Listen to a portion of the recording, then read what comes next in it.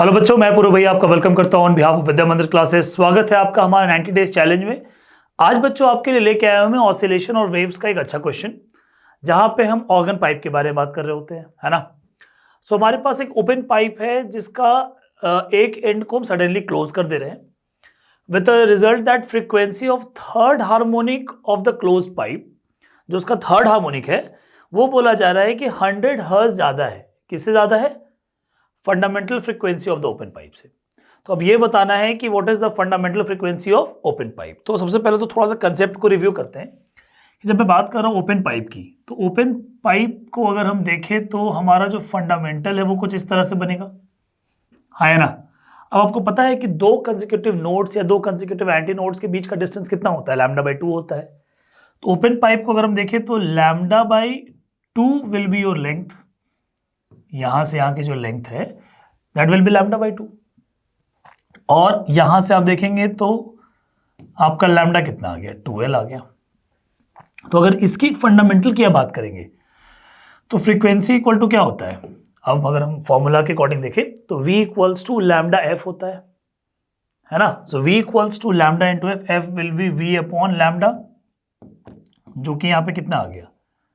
v/2l। आ रही बात समझ?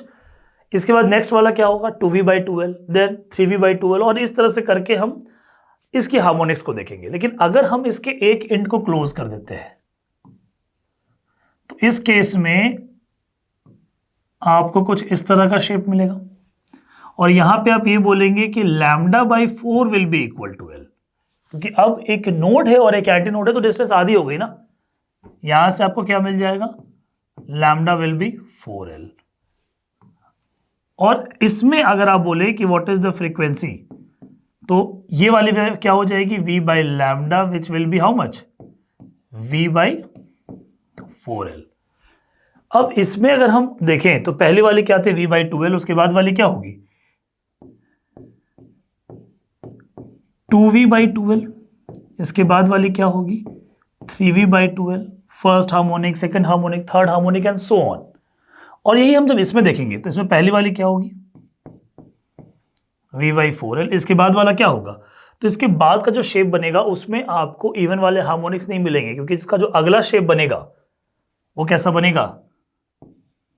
वो कुछ ऐसा बनेगा। तो इसमें आप अगर समझें तो इसमें λ/2 λ/2 λ/2, बेसिकली λ/4 λ/4 है, λ/4 बोलना चाहिए मुझे। तो यहां पे जो आपको कंडीशन मिलेगा उसको क्या मिलेगा? 3b/4l। देन इसके बाद क्या होगा? 5v/4l। आई बात समझ? तो क्वेश्चन यहां पे क्या बोल रहा है? क्वेश्चन मुझसे ये बोल रहा है कि third harmonic of the close pipe जो है वो 100 हर्ट्ज ज्यादा है। तो थर्ड हार्मोनिक कौन सा हो गया? क्लोज पाइप का। ये फर्स्ट हार्मोनिक या फंडामेंटल फ्रीक्वेंसी किसका?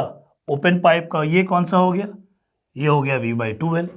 और रिलेशन क्या है कि ये इससे 100 ज्यादा है, तो हम रिलेशन क्या लिख सकते हैं? That 3v/4l will be 100 plus v/2l। आइए सॉल्व कीजिए मेरे साथ। सो 3v/4l minus v/2l will be 100। यहां से एलसीएम ले लीजिए, सॉल्व कीजिए, आपको कितना मिलेगा?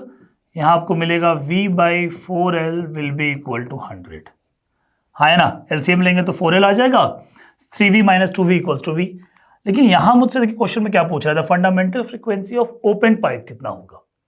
तो ओपन पाइप का मतलब पूछा जा रहा है मुझसे, question is asking about find v/2l मुझसे पूछा जा रहा है। तो यहां अगर 2 का फैक्टर ऊपर भेज दें तो कितना आ गया? ये 200 हर्ट्ज। आई बात समझ? जो कि कौन सा है? Option A.